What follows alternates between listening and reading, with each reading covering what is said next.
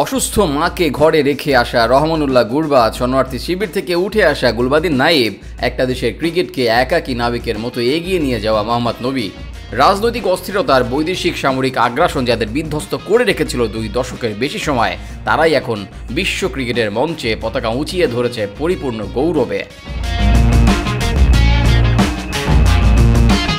দেশের ক্রিকেটকে এগিয়ে নিয়ে অস্ট্রিয়া কিংবা মঙ্গোলিয়ার মতো দেশের বিপক্ষেও ক্রিকেট খেলেছেন মোহাম্মদ নবী। দফায় দফায় অধিনায়ক হয়েছেন। সমসাময়িক সবাই ক্রিকেট ছেড়ে দিয়েছেন, কিন্তু নবী যেন এক প্রাচীন বটবৃক্ষ। নরওয়েজ মঙ্গল, দৌলত জাদরান কিংবা শাহপুর জাদরানদের সঙ্গে ক্রিকেট শুরু করেছেন। এখন খেলছেন রশিদ খান, মুজিবুর রহমানদের সঙ্গে। মোহাম্মদ নবীর এই গল্পটা ক্রিকেট ছাড়া আর কে এত পূর্ণতা এনে দিতে পারত? নিজেদের বাড়ি নেই, জীবন নেই, বাতাসে বুলেট আর বোমার তীব্র গন্ধ।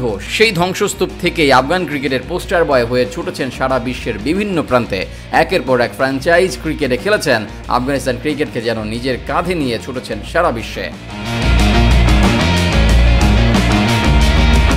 সেই ফলাফলটাই এবার পেলেন মোহাম্মদ নবী। বেলায় বেলায় অনেকটা সময় পার করেছেন, পারফরমেন্সে ভাটা পড়েছে, তবে দলে আছেন তিনি। ভাগ্যিস ছিলেন, নয়তো বিশ্বকাপের সেমিফাইনাল নামের এমন অনিন্দ সুন্দর এক উপাখ্যান কি দেখতে পেতেন।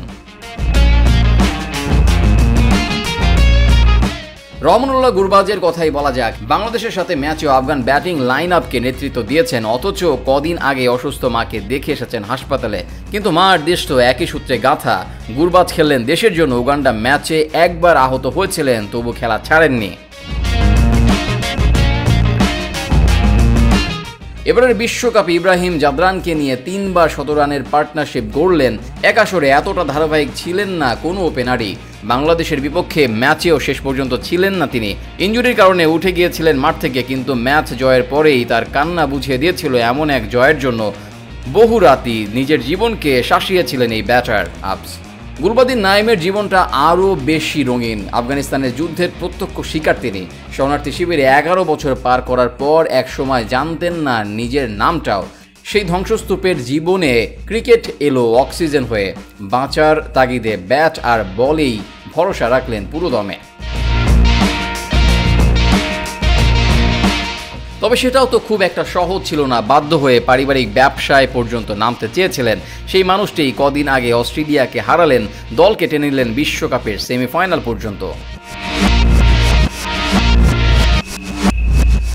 বোমার বারুদের গন্ধ থেকে উঠে আসা আফগানিস্তানের ক্রিকেটের গল্পটা কোনো উপন্যাসের চেয়ে কম রোমাঞ্চকর নয়।